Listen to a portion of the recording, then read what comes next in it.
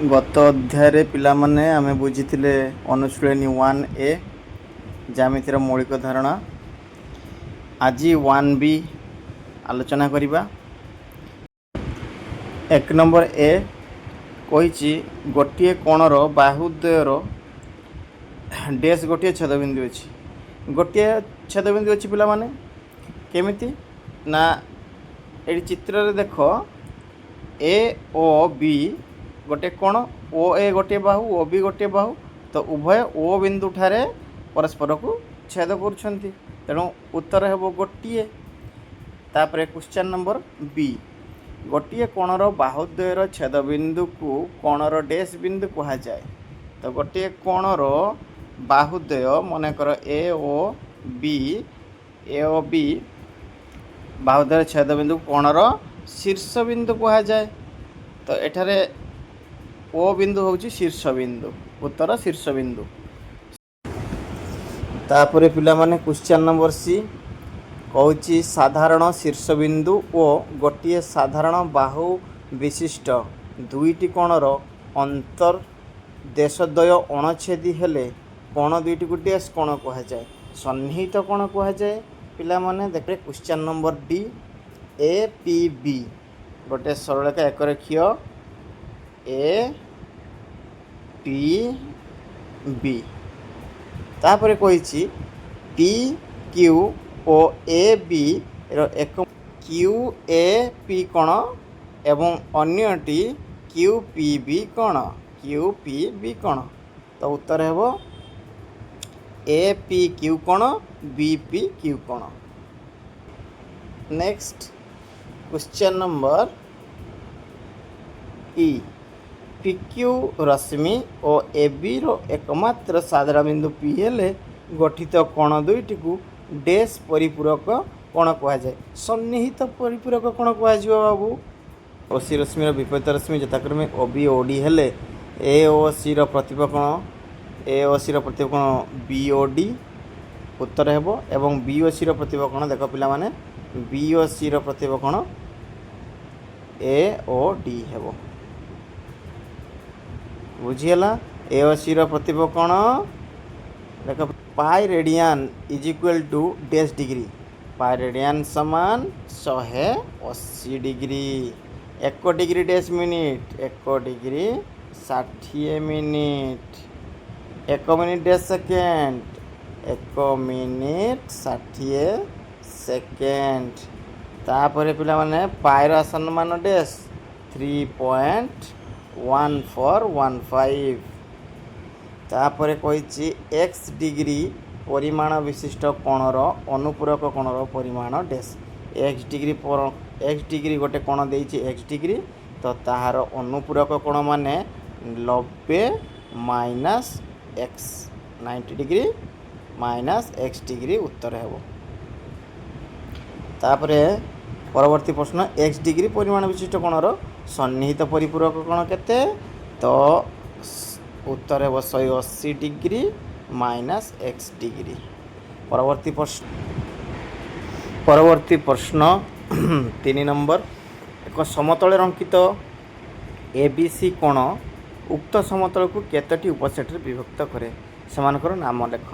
देख पिला माने एबीसी कोण मानकर एटा एबीसी कोण समतल अवस्थित तेणु एठी गोटिए देख अंतर्देश रे सृष्टि होची पिला माने देख एटा अंतर्देश रे गोटिए तो अंतर्देश रे गोटिए विभक्त होची तापर देख पिला माने बहिस्थ कोणर बहिस्थ ए सब बहिस्थ रे जीव समतल को बहिस्थ रे विभक्त करूची एवं अन्यटी होची उपरिस्थ पिला माने अन्यटी देख एई सबु जतिक ऊपर रही है उपरिस्थ। परवर्ती प्रश्न 4 नंबर पिला माने कही गोटे कोणर परिमाण ताहार अनुपूरक कोणर परिमाण सह समान हेले कोणटीर परिमाण केते बहुत बढ़िया क्वेश्चन। तो मनकर गोटे कोणर एक्स डिग्री ताहार अनुपूरक कोण होची सहित समान तो ताहार अनुपूरक कोण 90 माइनस एक्स डिग्री तो उभय कोण ना समान कही implies that A minus x डिग्रीटा एपर आम बाम पार्श्व को नहीं आसवा तो केते हम प्लस एक्स डिग्री तो x degree plus x degree is equal to 90 degree implies that 2x degree is equal to 90 degree implies that x degree दुईटा डाण पार्श्व को पड़े डिवाइड हो 9 divide by 2 is equal to 45 degree answer बुझीगला पिला माने तो उत्तर केते हेबो ना 45 डिग्री बहुत बढ़िया। परवर्ती प्रश्न 4 नंबर बी कौची गोटे कोणर परिमाण ताहार अनुपूरक कोणर परिमाणर 2 गुणरु 15 डिग्री कम हेले ताहार परिमाण निर्णय कर।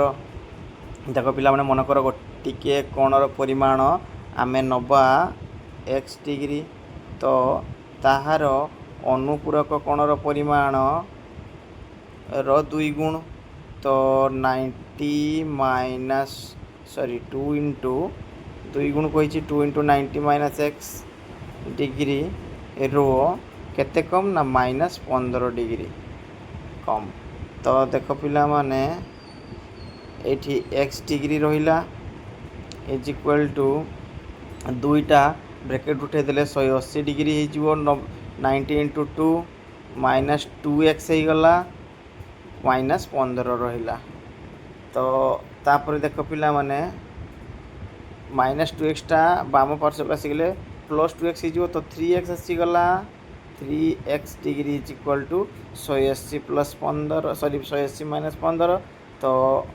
165 डिग्री इम्प्लाई दैट खाली x degree is equal to 165 divided by 3 तो कटे देले केते हो सरल कले 3 5 15 1 3 55 डिग्री तो उत्तर आसला केते ना 55 डिग्री 55 डिग्री होची अनुपूरक कोणर 2 गुणरु 15 डिग्री कम।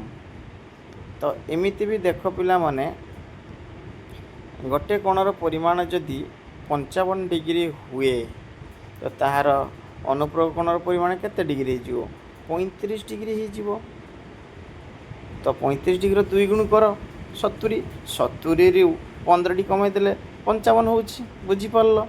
तापर क्वेश्चन नंबर सी जो कोणर परिमाण ताहार परिपूरक कोणर परिमाण सह समान ताहार परिमाण केते तो पिला माने कोणटीर परिमाण तार परिपूरक कोणर परिमाण सहित समान तो मन कर गोटे कोण x डिग्री तार परिपूरक कोण सहित समान कही तेणु 180 डिग्री माइनस एक्स डिग्री तो ये देख माइनस एक्स बाम पार्श्व को पड़े प्लस एक्स हो तेणु 2x is equal to 180 degree तो खाली x is equal to 180 divide by 2 समान उत्तर 90 डिग्री बुझीगला पिला माने 4 नंबर सी उत्तर 90 डिग्री हेबो। तापर परवर्ती प्रश्न गोटे कोणर परिमाण ताहार परिपूरक कोण परिमाणर 3 गुणरु 20 डिग्री कम हेले ताहार परिमाण केते देख पिला माने मन कर कोणटी केते ना x डिग्री आमे धरि नबा तो कोणर परिमाण ताहार परिपूरक कोण परिमाण 3 गुण इज इक्वल टू 3 इंटू ताहार परिपूरक कोण 180 डिग्री माइनस एक्स ता परिपूरक कोणर 3 गुण रु कोण कही ना 20 कम माइनस 20 तो implies that x degree is equal to 3टा ब्रैकेट उठे देले गुण हो 18 3 36 360 degree minus 3x minus 20 degree implies that 3x minus 3x बाम पार्श्व आसले प्लस 3x तो एपटर थिला x हो 4x एठी देख 360 डिग्री रु 20 डिग्री वियोग गले 340 डिग्री एबे 4 गुणन होगी अच्छी डाण पार्श्व को गले 4 कौन हो हरण हो 340 डिवाइडेड बाय 4 या सरल कले आम पाइबा 4 अष्टा 32 4 5 20 तो उत्तर है 85 डिग्री 85 डिग्री होची उत्तर। तापरे पिला माने परवर्ती प्रश्न 5 नंबर केते गुड़े कोणर परिमाण दिखाई ताहाकु देखि आम शून्यस्थान पूरण करवा।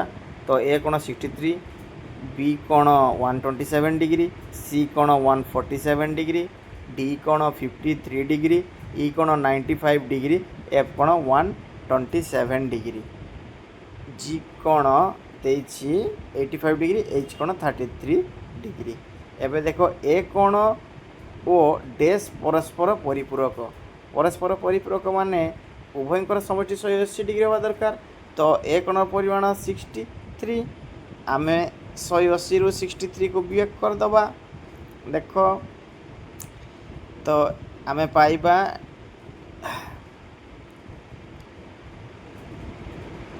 117 डिग्री। पिला माने 117 कहार अच्छी देख पिला माने एफटा हूँ 117 डिग्री।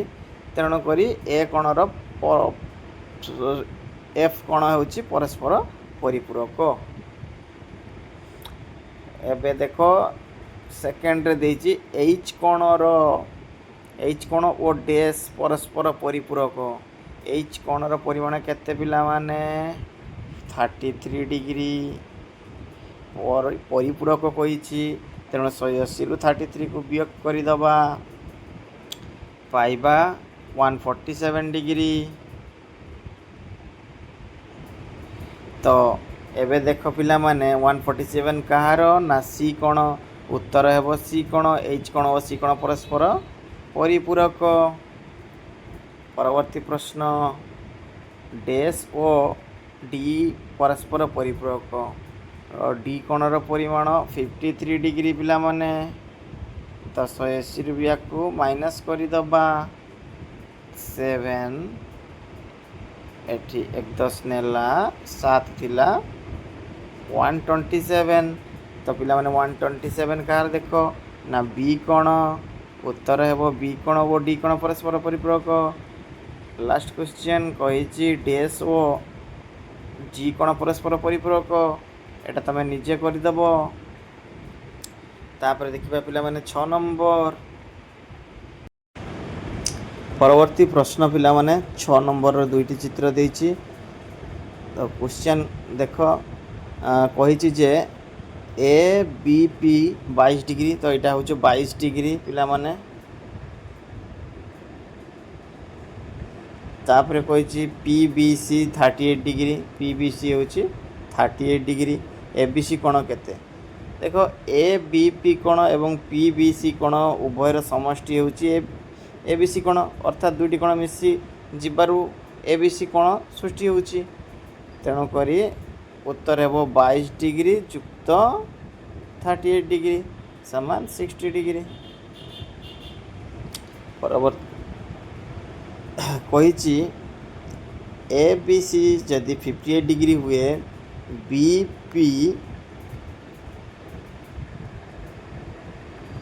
पी रस 6 नंबर सेकेंड कही ए बी सी कोण जदि 58 डिग्री हुए बी पी रश्मि ए बी सी कोण को समद्विखंडक हेले बी बी सी कोण केते समद्विखंडक हेले कोण को समान दुई बार विभक्त करे। तेणुक पी बी सी कोण 58 डिग्री डिवाइडेड बाय 2 हेले आंसर हम कहीं समान दुई बार विभक्त करुच्ची। तो दुई सरल करदे आम पाइबा 2 दूने 4 2 नुआ 18 29 डिग्री आंसर हम केते हो पिला माने ना 29 डिग्री। क्वेश्चन 6 नंबर बी चित्र बी रे देख कही ए ओ बी 117 डिग्री। ए ओ पी कोण पी ओ क्यू कोण एवं क्यू ओ बी सबू सामान तीनोटी कोण सामान। एबे निर्णय करने कही कौन ना पी ओ क्यू कोण ए ओ क्यू कोण पी ओ बी कोण निर्णय कर। तो तीनोटी कोण जदि सामान हुए तीनोटी कोण मिसिकी 117 डिग्री। अर्थात गोटे कोणर परिमाण केते हेबो ना 117 divided by 3 is equal to सरल कले आम पाइबा 3 3 9 10 11 3 9 27। तो 39 डिग्री। तो उत्तर है पिला माने केते ना 39 डिग्री। तीनोटी कोणर परिमाण प्रत्येक 39 डिग्री हेबो। परवर्ती प्रश्न 7 नंबर ଚିତ୍ର ଦ୍ୱାରା ନିମ୍ନସ୍ଥ ପଦଗୁଡ଼ିକ ବୁଝାଅ। ପ୍ରତୀପ କ'ଣ? ବହୁତ ଭଲ।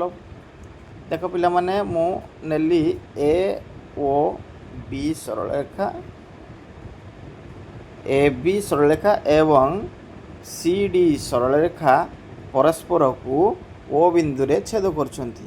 ତ ଏଠି ପ୍ରତୀପ କୋଣ ସୃଷ୍ଟି ହେଉଛି କ'ଣ ନା ଏ ଓ ଡି ସହିତ ପ୍ରତୀପ କୋଣ କିଏ? ସି ବି ଓ ସି। ଠିକ୍ ସେହିପରି ବି ଓ ଡିର ପ୍ରତୀପ କୋଣ ଏ ଓ ସି। ବୁଝିଲା ପିଲାମାନେ? ଚିତ୍ର ମାଧ୍ୟମରେ ଆମେ ଦର୍ଶାଇ ଦେଲେ। ତାପରେ କହିଛି ସନ୍ନିହିତ କୋଣ। ସନ୍ନିହିତ କୋଣ ଆମେ ଜାଣିଛେ ଯେ ସନ୍ନିହିତ କୋଣର ଗୋଟେ ସାଧାରଣ ବାହୁ ଏବଂ ଏକ ସାଧାରଣ ଶୀର୍ଷବିନ୍ଦୁ ଥାଏ। ମନେକର ଏ ଓ ବି କୋଣର ଏ ଓ ସି କୋଣ ଏବଂ ସି ଓ ବି କୋଣ ସନ୍ନିହିତ କୋଣ। କାରଣ ଏ ଓ ସିର ଏବଂ ବି ଓ ସିର ସାଧାରଣ ଶୀର୍ଷବିନ୍ଦୁ କିଏ? ନା ଓ ବିନ୍ଦୁ। ଓ ବିନ୍ଦୁ ସାଧାରଣ ଶୀର୍ଷବିନ୍ଦୁ, ସାଧାରଣ ବାହୁ ଓ ସି ହେଉଛି ସାଧାରଣ ବାହୁ।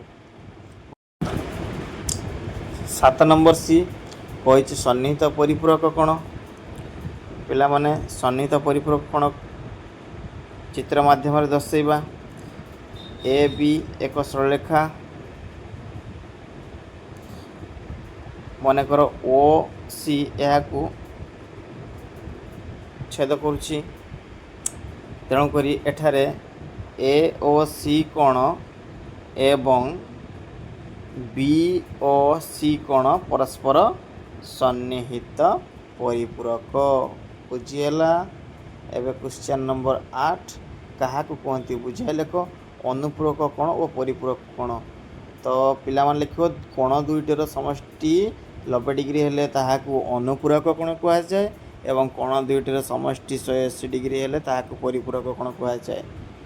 ଠିକ୍ ସେହିପରି କୋଣର ଅନ୍ତର୍ଦେଶ ଓ ବହିର୍ଦେଶ। ଗୋଟେ କୋଣର ଅଭ୍ୟନ୍ତରରେ ଯେତୋଟି ବିନ୍ଦୁ ଥାଏ ତାହାକୁ କୋଣର ଅନ୍ତର୍ଦେଶ କୁହନ୍ତି ଏବଂ କୋଣର ବାହାରେ ଯେତୋଟି ବିନ୍ଦୁ ଥାଏ ତାହାକୁ କୋଣର ବହିର୍ଦେଶ କୁହନ୍ତି। ତାପରେ କହିଛି 9 ନମ୍ବର ଓ ସି ରଶ୍ମି ଏ ବି ସରଳରେଖାର ଏକମାତ୍ର ସାଧାରଣ ବିନ୍ଦୁ ଓ। ଦେଖ ପିଲାମାନେ, ଏ ବି ସରଳରେଖା।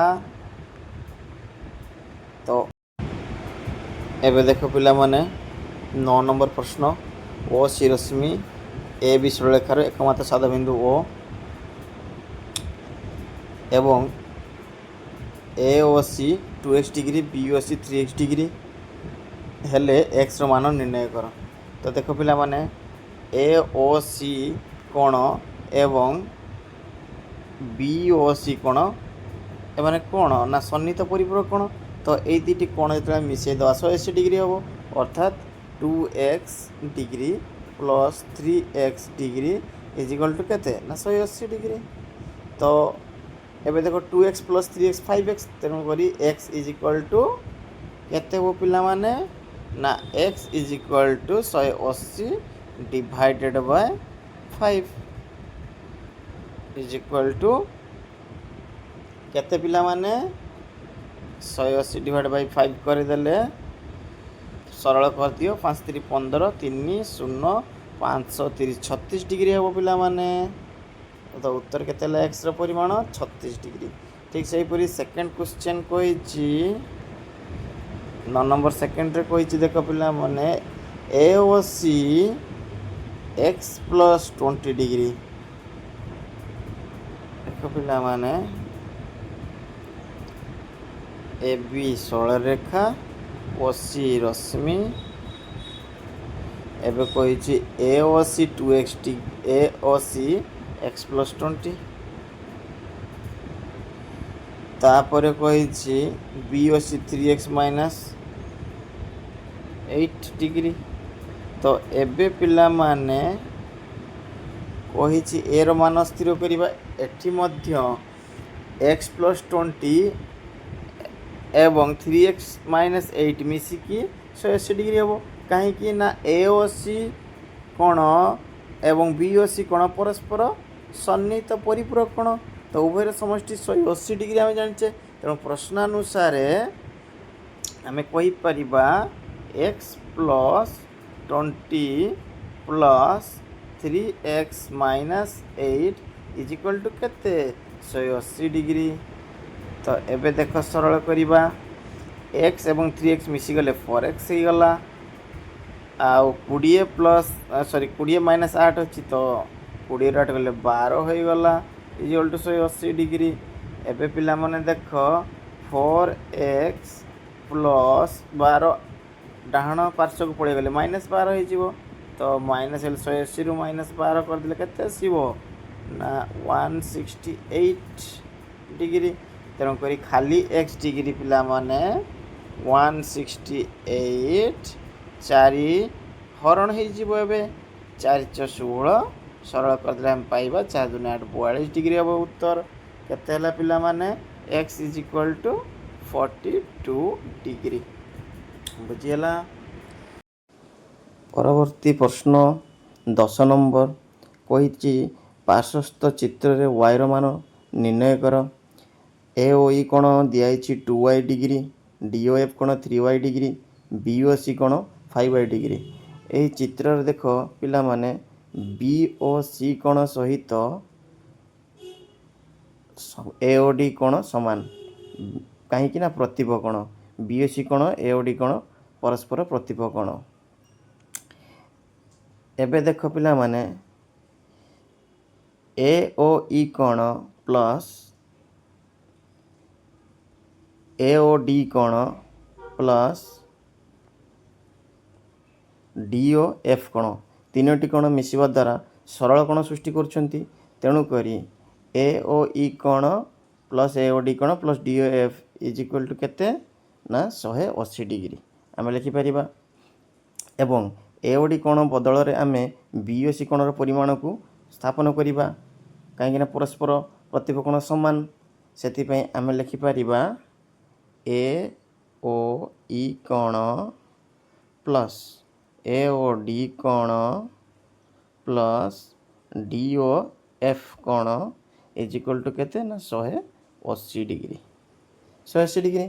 तो एबे तांकर मूल्य पकेइबा ए ओ ई कोण बदल 2y degree plus A O D कोण बदल रे आम लिखिपर 5y degree plus D O F बदल आम 3y डिग्री लिखिबा।